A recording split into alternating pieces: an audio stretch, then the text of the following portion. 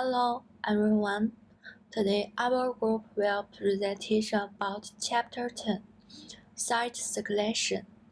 We have 4 group members: 苏月、张思凡、周巧玲 and 谢新阳. Let's see the overview. Today we will discuss step 2 to step 4. First, there has 3 types of locations: isolated store, planned shopping center, and unplanned business district. First is isolated stores. The isolated store advantage like no direct competition, low rental costs, flexibility, good for convenience store, high visibility, adaptable facilities, easy parking, and excellent for stores that generates owner traffic. Disadvantage like difficulty attracting the customer, travel distance, lack of cumulative attraction for customers, high advertising expenses, no cost sharing for promotions, and possibly restrictive zoning laws. Examples of isolated stores: the large store format like Walmart, Costco, the convenience store like 7-Eleven. Next is unplanned business district. Here has 4 points. Number 1 point is Central Business District. The Central Business District is the hub of retailing in the city. It is the largest shopping area in that city and access in the part T5 of a tall or city that has a greatest concentration of office buildings and retailing store.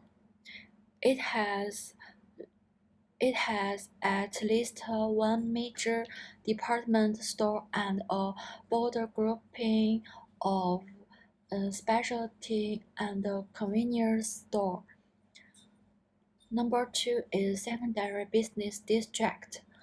The secondary business district has smaller store, less width and depends of assortment, and a similar trading area. A city generally has one central business district and often has several secondary districts.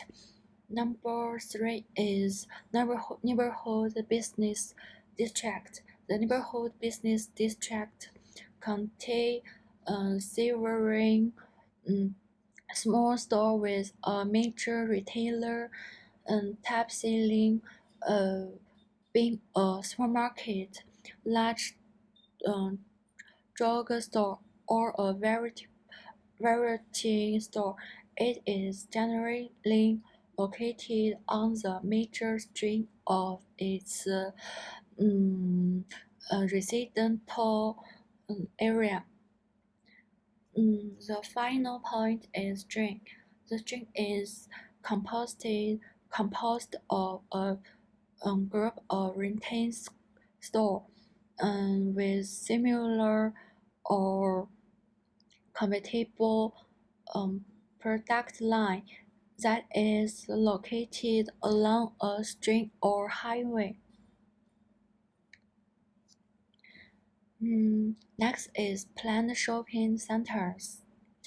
The planned shopping centers advantage like well-rounded assortment, strong suburban population, one-stop family shopping, cost sharing or promotion,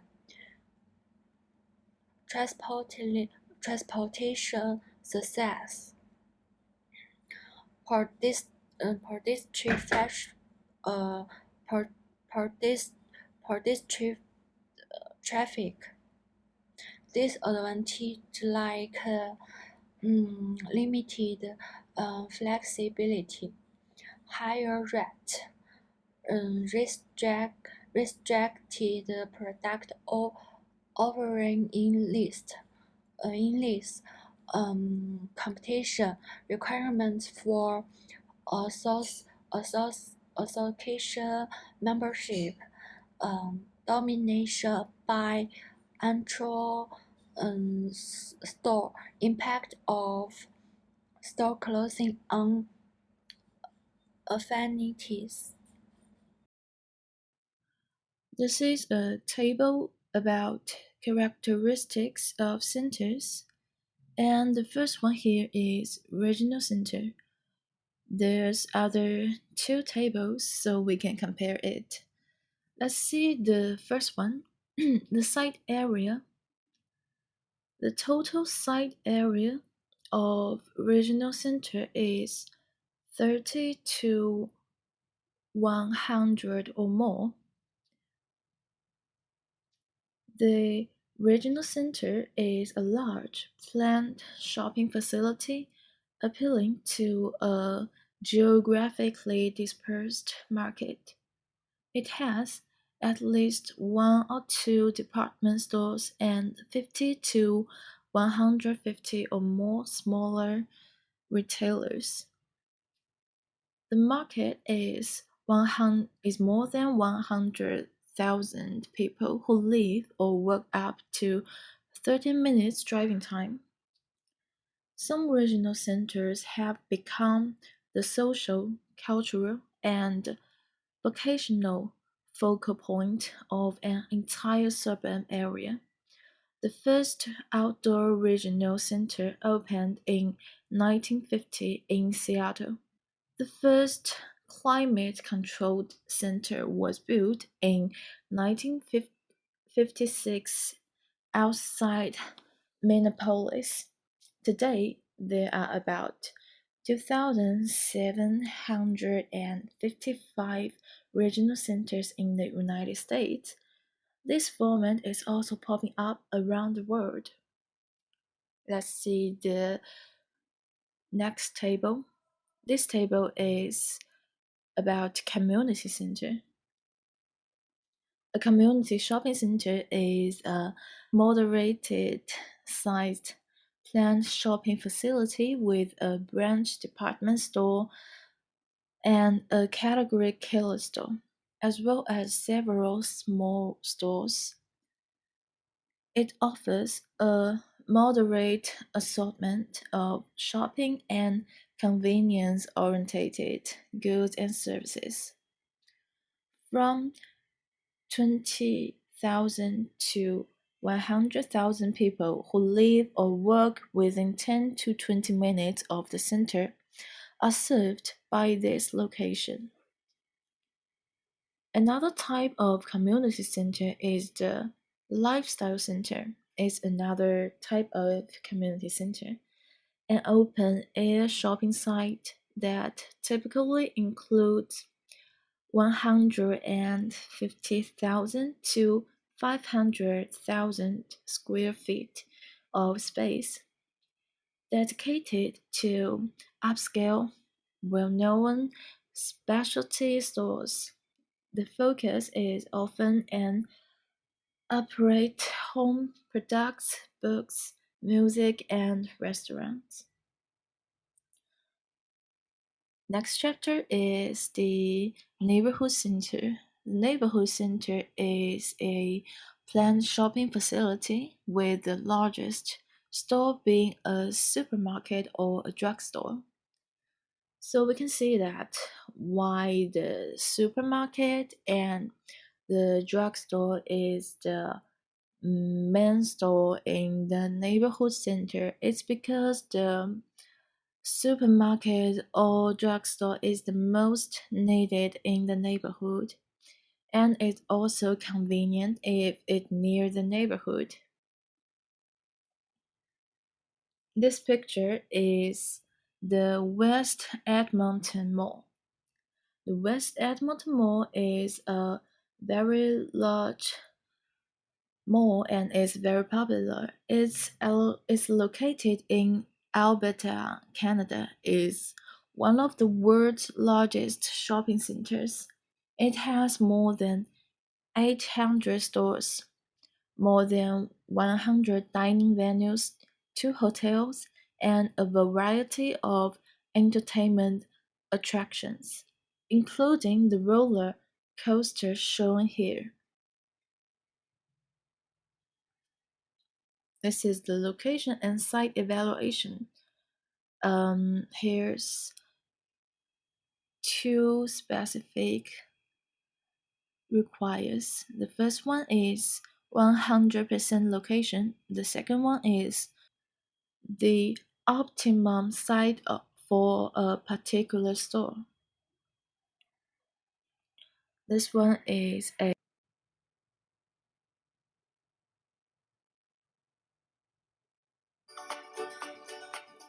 At the crossroads between Europe and Asia, in the heart of Istanbul, Zorlu Center is truly aspirational, with 191 stores in 71,500 square meters of retail space. The judges called this a quite unique mixture of high-end and mid-market retailers in a variety of well-designed mall environments. There are iconic retail and dining brands located in a central open format around the large main square. It's all part of a five-function mixed-use project that also includes a performing arts centre, luxury hotel and residences. Zorlu's green credentials are strong thanks to good public transport access, a huge green space reserved for landscaping, and its eco-friendly sustainable approach. There's a spacious park area where families can enjoy live performances and activities. All in all, this is more than a mall. It's a centre for culture, art, leisure, and dining. This is a location or site evaluation checklist. Each of these criteria is rated on a scale of 1 to 10, with 1 being excellent and 10 being poor. How to evaluate our location selected? So we can see that there's vehicular traffic, pedestrian traffic, parking facilities, transportation, store composition, specific site, terms of occupancy, and overall rating. We have to evaluate the number of people and the number of vehicles, the quality of parking spot, and distance to store, number and size of stores. So this list can help us to evaluate if our location is right or it's have something to improved. If we want to build a neighborhood center, we have to evaluate the area and the type of people who will come to the center. Most of the people who will come to the neighborhood center should be the neighbors in the blocks, so that we don't need much parking space, but we have to prepare the entertainment facilities due to the age in the neighborhood. There should be kids and elder people, so the entertainment facilities can attract them to come. Pedestrian traffic. The most crucial measures of locations and the seat's value are the number and the type of people passing by. Other things being equal, a seat with the most pedestrian traffic is often best. Not everyone passing a location or seat is a good prospect for all types of streets, so many farmers use selective counting procedures, such as counting only those with shopping bags. Otherwise, pedestrian traffic total meaning include many no shoppers. It would be improper for an appliance retailer to count as prospective shoppers or people passing a downtown seat on the way to work. Much downtown pedestrian traffic may be from those who are there for no retail activities. Vehicular traffic. The quantity and characteristics of vehicular traffic are very important for retailers that appeal to customers who divide their convenience streets, outlets in regional shopping centers, and car washes are retailers that rely on heavy vehicular traffic. Automotive traffic studies are essential in suburban areas, where pedestrian traffic is often limited. As with pedestrian traffic, adjustment to the recount of vehicular traffic must be made. Some retailers count only homeward bound traffic. Some exclude vehicular on the other side of a divided highway, and some omit out-of-state cars. Data may be available for the state highway department, the county engineer, or the regional planning commission. Necessary adjustment to vehicular traffic counts need to estimate differences in traffic flow by time of day and day of week, omit or discount traffic that requires a U-turn to enter retail establishment, omit or discount traffic going over 30 miles per hour, omit or discount cars with out-of-state plates. Parking considerations: number and quality of spots, distance of spots from stores, parking slot, security at early morning and late evening hour, availability of employer parking, price to charge customers for parking. How many parking spaces? How do the parking needs for a fine restaurant, a computer repair store, and a luggage store differ? A fine restaurant requires significant parking for its clients. However, it may be busiest after 8 p.m. on weekends when most shopping centers without movie site or high concentration of restaurants and bars would have excess parking capacity. Fine restaurant patrons may desire valet parking attendance, especially during rain, snow, or expansion cold conditions. The computer repair store requires much less parking than gift shop during the limited time each customer visits.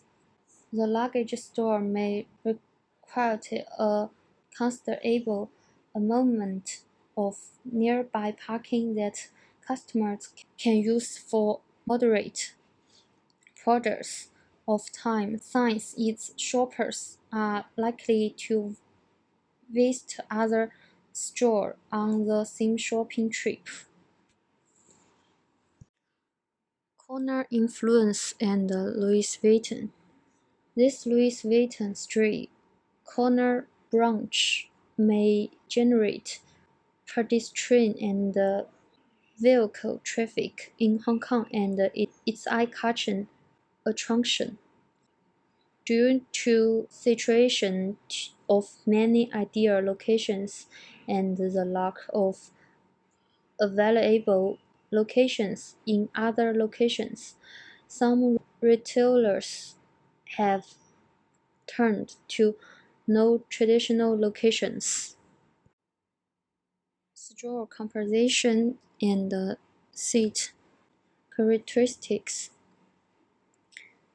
The availability of mass transportation, aside from major highways, and the ease of developers contributed to a location's and the state's attractiveness. Street composition includes the number and the size of stores. Affinity is a store's attraction to an area because of its ability to complement belonging with and comparative with the other stores in the area. When affinity is strong, the sales of each store are greater than if the stores are apart. Customers like to compare the offerings of some similar stores, and they also like the competition of one-stop shopping with stores selling complementary. Its compatibility can be measured by the degree to which stores exchange customers. For example, interchange is high for supermarket, drugstore, bakery, fruit and vegetable store, and meat store. Retail balance is the mix of store with a district or shopping center. This occurs when stores market needs a range of goods and services fosters one-step shopping. There is an adequate assortment within any category, and there is a proper mix of store types. The specific seats should be evaluated on the basis of the following: visibility, placement is the location, including corner influence, size and shape of the lot, size and shape of the building, condition and age of the lot and the building. This is my part. Pros and cons of ownership versus leasing. A retailer with adequate funding can either own or lease premises. Ownership is more common in small stores, in small communities, or at inexpensive locations. It has several advantages. There is no chance that a property owner will not renew a lease or double the rent when a lease expires. Monthly mortgage payments are stable. Operations are flexible. A retailer can engage in scrammed merchandising and break down walls.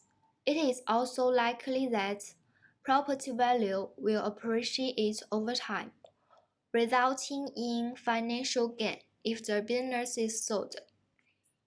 Ownership disadvantages are higher initial costs, long-term commitment, and inability to readily change sites. It would be more desirable for a retailer to buy or lease an existing facility when new locations are not available or suitable. Investment is less than in building a new store.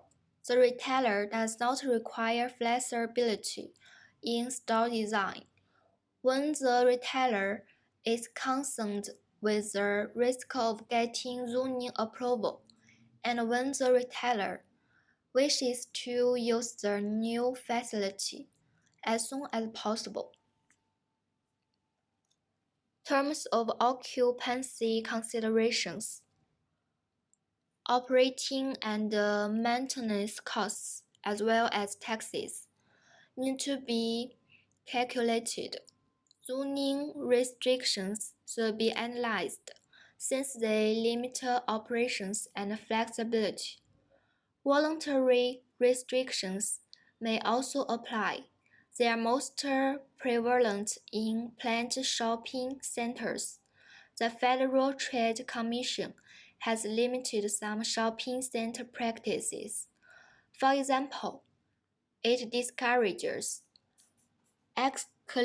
exclusives, whereby only a peculiar retailer in a center can carry specified merchandising, and reduce clauses, whereby a tenant agrees not to operate another store within a certain distance. Computing an overall rating is the last task in choosing a store location. Types of leases.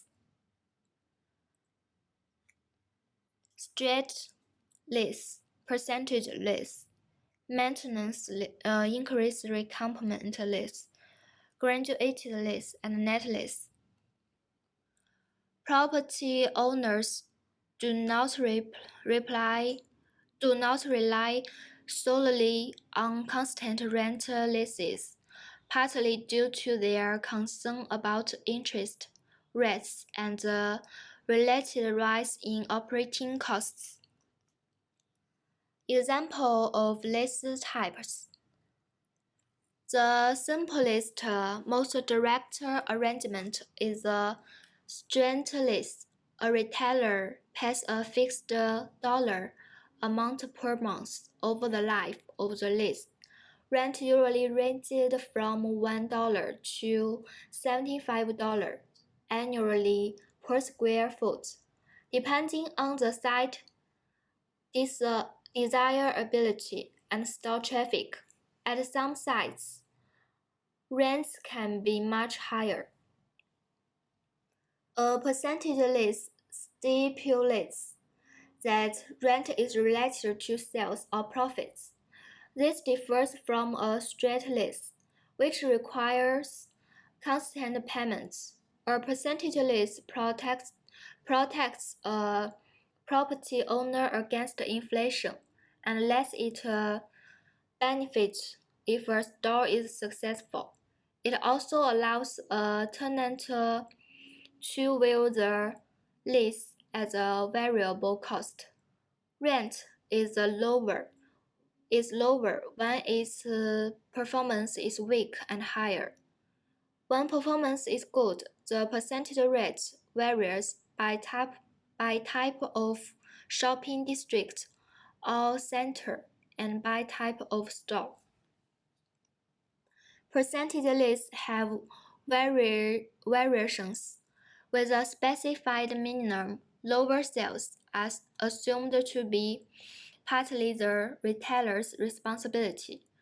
The property owner receives minimum payments, no matter what the sales or profit.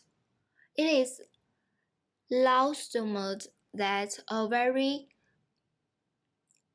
assumed that a very successful retailer should not pay more than a maximum rent.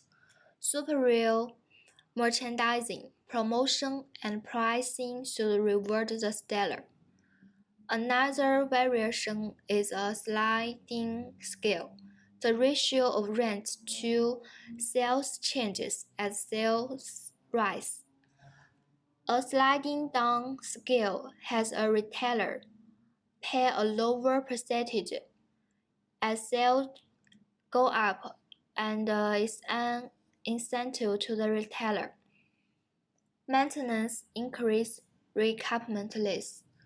This has a provision allowing rent to increase if a property owner's taxes, heating bills, insurance, or other expenses rise beyond a certain point. It most often supplements a straight lease. The last one is net lease. This calls for all maintenance costs to be paid by the retailer. Other types of lease arrangements: 5-year lease with option to renew, lease with option to buy, sale lease back, and good guy clause. In nowadays, many retailers, as well as owners of retail properties, use lease management software to reconcile a property owner's billing with specific lease clause stipulations, calculate CPI escalations, track expense increase on year-to-year basis for future review, monitor critical dates for lease payment and lease renewal, and generate sales reports required for percentage leases. That's all. Thank you.